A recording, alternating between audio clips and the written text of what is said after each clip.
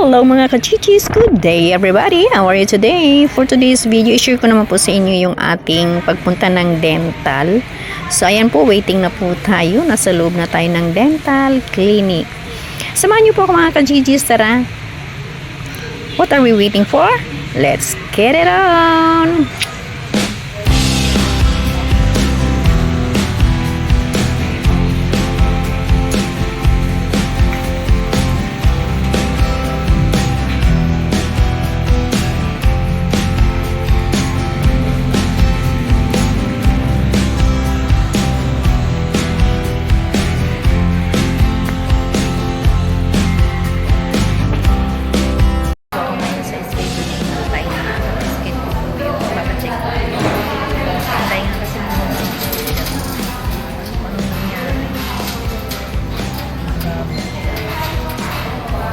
Pa-scan po ang check-up sa Thailand. Dito po may scheduling. So dahil nga po ay hindi kami nagdala. Sana natin private kaya sumalang. Try na lang natin. Pila-pila para mas challenge ako pag ako'y nakapila. Nakakapag-edit po ako pag ako'y nakapila. Doon po ngayon nakapila po ako sa dentist. Ayan. So, ayan po yung mga nag-i-schedule. Mabait naman po sila. Ayan. Sa challenge po talaga ako pag ako ay okay lang kasi aircon. Aircon. Nandito po tayo ngayon sa Kainta Hospital. OPD po, outpatient. Scheduling lang. Schedule po ng aking dentist sa palikot ng Thursday. Nandito tayo sa Thursday.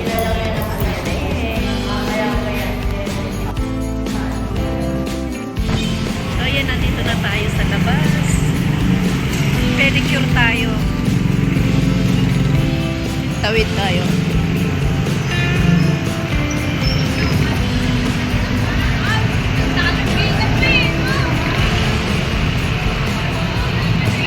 Roots.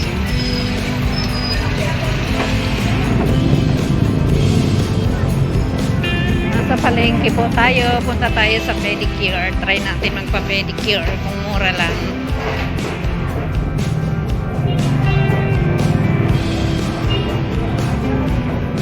Nandito po tayo sa palengke.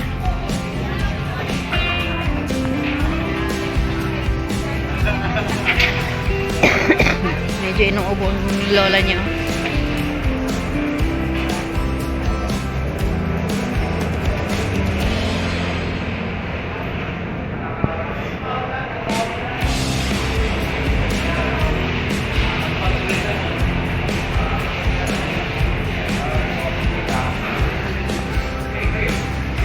Try natin.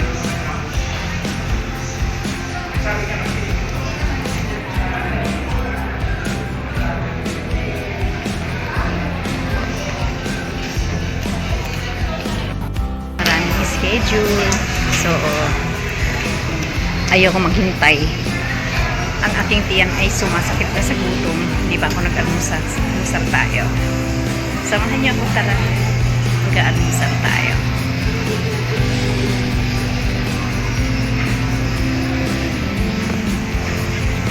Pati scheduling ng manicure. Scheduling ng manicure at pedicure. Nakafela din, nakafela. Ayokong pumila.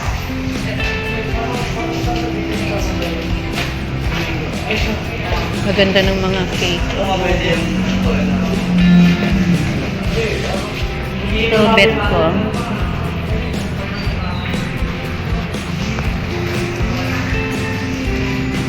So, yan. Lalabas tayo. Punta tayo sa Jollibee.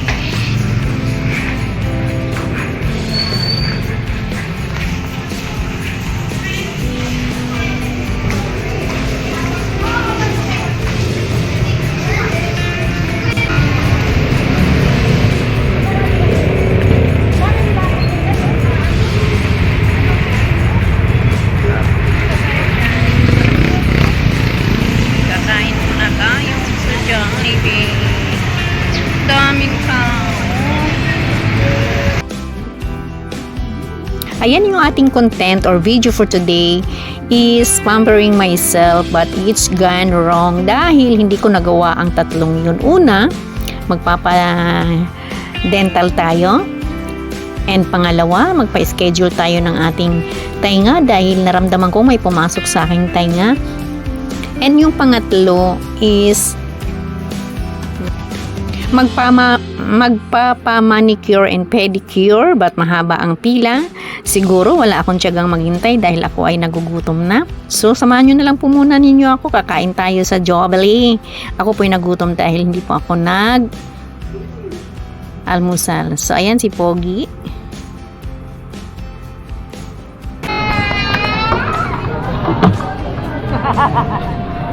Kuya, nasa YouTube na kita kuya. GTV. At kasing pogi ng aking bunso. Ayan. Nagganyan din yung aking bunso before. So, ayan. Samahan po muna ninyo ako. At Katulad ng yun nga, hindi natin nagawa yung ating ang ating tatlong schedule sa araw na ito.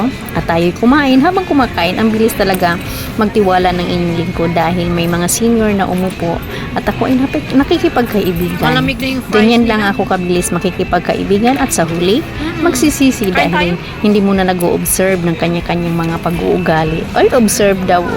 Yun nga ang sakit ko. Sa huli, magsisisi kung sino yung dapat mong pagtitiwalaan. Kaya huwag kayo kaagad magtiwala sa kapwa. So, pinag-uusapan dyan yung mga seniors. Alam niyo na po pag senior na. Tara, kain tayo. Hindi mo lang nagyaya si GTV. Oh. Dami kong gutom dyan. Dahil sabi nila, 70, 80, 90, 95, 100, meron na raw pension. Harinawa, at tayo ay mag-a-apply. As seniors. Ayan. Mango, anong kinain ko dyan? Ano nga ba yan? Paki-comment nga po. So, ayan. Thank you for watching, mga ka-GGs. Enjoy watching po. Love you all. Mango pie pala. Hey!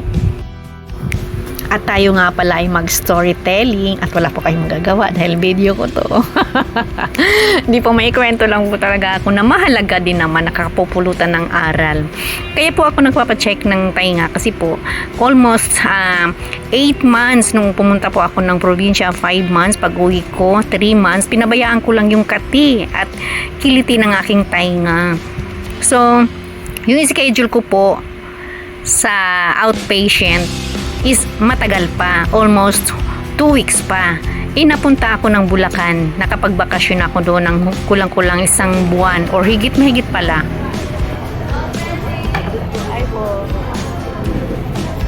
See? Kung gaano ka-approachable ang aking yung lingkod, di naman kilala. Pero at least, sumagot naman sa atin. So, ituloy ko yung aking kwento. Ayan, thankful tayo dahil yung bunso ko nakabili siya ng pangtutuli ba? Pangtutuli sa tainga. O, siyempre sa tainga. Pangtutuli nga eh. So, may ilaw siya. Pinasungkit ko. Ayun. Talagang kahindik-hindik po at talagang kumbaga, iba talaga pong nangyayari. Meron po siyang nakuha na patay na po na garapata. Tumigas na po siya at malutong na. Kaya pala ang kati, nakikiliti ako sa ano pala niya yun, paggapang-gapang niya. So ayan, lesson learned. Kung kayo po may mga alagang aso, dumantay po yun habang pinapaliguan ko, dumaloy po sa buhok ko, hindi ko po napansin. Kaya ayan po, pumasok sa tainga ko at magpasok po sa tainga, hindi po talaga natin mapapansin yung liban lang kung nasa loob na malapit sa eardrum. So ayan, thankful po tayo dahil natanggal ng bunso ko yung ang patay na garapata. So, ayan, may alaga kayong aso, ingat-ingat din po. Thank you for watching. Yun na po yung aking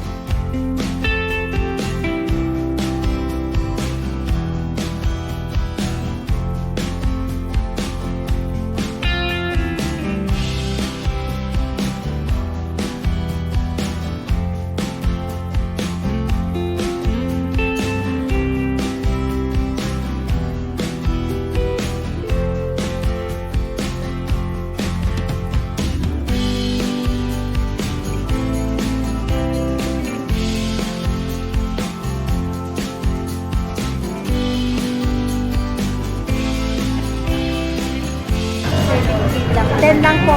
10 makukuha ninyo po. Pag 80 years old, magsimula 80. Dapat daw 79 ka pala. Meron. Ayun na. Simula sa 80. Bago ka mag-80, 79 ka pala. Magkano ka na.